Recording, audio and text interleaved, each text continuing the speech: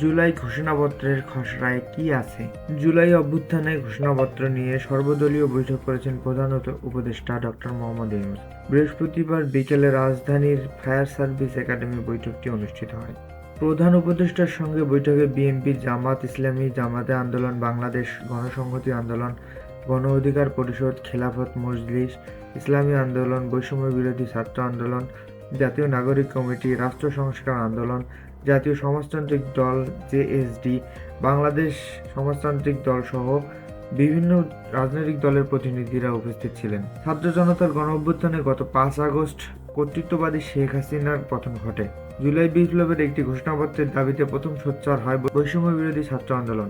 গণঅভ্যুত্থানের ছাত্র নেতারা ২৮ ডিসেম্বর একযোগে ঘোষণা দেন এবছরের শেষ দিনে শহীদ মিনারে সমাবেশ থেকে ঘোষণাপত্র প্রকাশ করবেন তারা। বিষয়টি নিয়ে রাজনৈতিক অঙ্গনে শুরু হয় আলোচনা। ঘোষণাপত্রের বিষয় কেন সামনে আনা হলো এবং এর প্রভাব কি হতে পারে তা নিয়ে কয়েকটি দল প্রশ্ন তোলে। তখন প্রধান উপদেষ্টার প্রেস উইং জানায় এর সঙ্গে সরকারের সম্পর্ক নেই। তবে ৩০ ডিসেম্বর রাতে জরুরি প্রেস ব্রিফিংয়ে প্রধান উপদেষ্টার প্রেস সচিব জানান অন্তর্বর্তী সরকার জাতীয় ঐক্যমতের ভিত্তিতে ঘোষণাপত্র তৈরি করবে। ৩০ ডিসেম্বর মধ্যরাতে মার্চ ফর ইউনিটি ঘোষণাপত্রে বৈষম্য বিরোধী ছাত্র আন্দোলন ও জাতীয় নাগরিক কমিটি সেখান থেকে ঘোষণাপত্র প্রকাশে সরকারকে ১৫ জানুয়ারি পর্যন্ত সময় বেঁধে দেওয়া হয়। ঘোষণাপত্র রয়েছে ৪৭-এর ঔপনিবেশিক শাসন থেকে মুক্তি, ৭১-এর জনযুদ্ধের মাধ্যমে স্বাধীনতা ও পরবর্তী ঘটনা প্রবাহ। এতে বলা হয়েছে ৭২-এর সংবিধান স্বাধীনতার শহীদ ও মুক্তিযুদ্ধে অংশগ্রহণকারীদের প্রত্যাশার বিফলে ব্যর্থ হয়েছিল। পরবর্তীতে শাসন আমলে রাষ্ট্র এবং প্রতিষ্ঠান বিনির্মাণে ব্যর্থ ছিল। গণতন্ত্র, আইন শাসন ও শাসক গোষ্ঠীর জবাবদিহি নিশ্চিত করা যায়নি। আরও বলা হয়েছে ক্ষমতার সুষ্ঠু রদবদলে রাজনৈতিক ব্যর্থতার সুযোগে ষড়যন্ত্রমূলক ১/১১ এর মাধ্যমে শেখ হাসিনার একচ্ছত্র আধিপত্যের পথ সুগম হয়। শেখ হাসিনার শাসনামলে গুম, খুন, নির্বিচারে বিচার বহির্ভূত হত্যা, দলীয় স্বার্থে সংবিধান সংশোধন ও পরিবর্তন রাষ্ট্রীয় এবং সামাজিক প্রতিষ্ঠানগুলোকে ধ্বংস করে। বিগত সরকারের আমলে গণবিরোধী একনায়কতান্ত্রিক মানবাধিকার হরণকারী শক্তি আন্তর্জাতিক অঙ্গনে খুনি রাষ্ট্র হিসেবে বাংলাদেশকে পরিচিত করে। জুলাই ঘোষণাপত্রের খসড়ায় আরও রয়েছে শেখ হাসিনার পরিবারের নেতৃত্বে উন্নয়নের নামে দুর্নীতি, ব্যাংক লুট, অর্থনৈতিক প্রতিষ্ঠান ধ্বংস ও বিদেশি টাকা পাচার সব সম্ভাবনাকে ধ্বংস করে। এর বিরুদ্ধে রাজনৈতিক দল, ছাত্র, শ্রমিক সংগঠন সহ সর্বস্তরের মানুষ গত ১৫ বছরে নিরন্তর সংগ্রাম করে জেল জুলুম, গুম, খুন ও বিচার বহির্ভূত হত্যার শিকার হয়েছে। বিদেশি রাষ্ট্রের তল্পিবাহক আওয়ামী লীগ ন্যায়সঙ্গত আন্দোলনকে নিষ্ঠুরভাবে দমন করেছে। ঘোষণাপত্রের খসড়ায় গত ৩টি বিতর্কিত নির্বাচনের কথা বলা হয়েছে। মানুষের ভোটাধিকার এবং জনপ্রতিনিধি বঞ্চিত করে ছাত্র ও তরুণদের নিষ্ঠুর নির্যাতনের কথাও রয়েছে।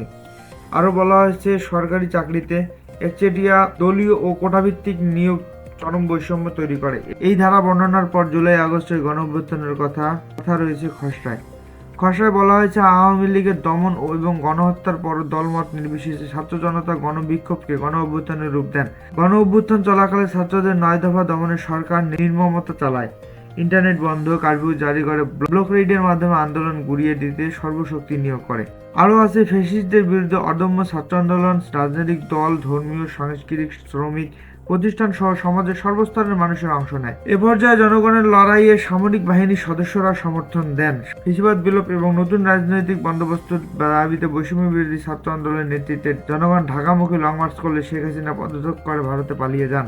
ঘোষণাপত্রের খসড়ায় আরও বলা হয়েছে রাজনৈতিক ও সাংবিধানিক সংকট মোকাবিলায় গণঅভ্যুত্থানের মাধ্যমে জনগণের সার্বভৌম অভিপ্রায় অভিব্যক্তি রাজনৈতিক এবং আইনি দিক যুক্তিসঙ্গত ও আন্তর্জাতিকভাবে স্বীকৃত। ছাত্র জনতার এই অভিপ্রায় বলে যে আদর্শে মুক্তিযুদ্ধ পরিচালিত হয়েছে তা বাস্তবায়নের বাস্তবায়নের সংসদ ভেঙে দিয়ে ডক্টর মোহাম্মদ ইউনূসের নেতৃত্বে অন্তর্বর্তীকালীন সরকার প্রতিষ্ঠা এবং সুশাসন, সুষ্ঠু নির্বাচন ও ফ্যাসিবাদের পুনরুত্থান রোধে প্রয়োজনীয় সংস্কারের অভিপ্রায় ব্যাখ্যা করা হয়েছে ঘোষণাপত্রে। জুলাই গণহত্যা আওয়ামী লীগের আমল অপকর্মের বিচার অঙ্গীকারের মাধ্যমে তৃতীয় জনতন্ত্র প্রতিষ্ঠার কথা বলা হয়েছে। এই ঘোষণাপত্র গত ৫ আগস্ট থেকে কার্যকর হবে বলে খসড়ায় উল্লেখ করা হয়েছে।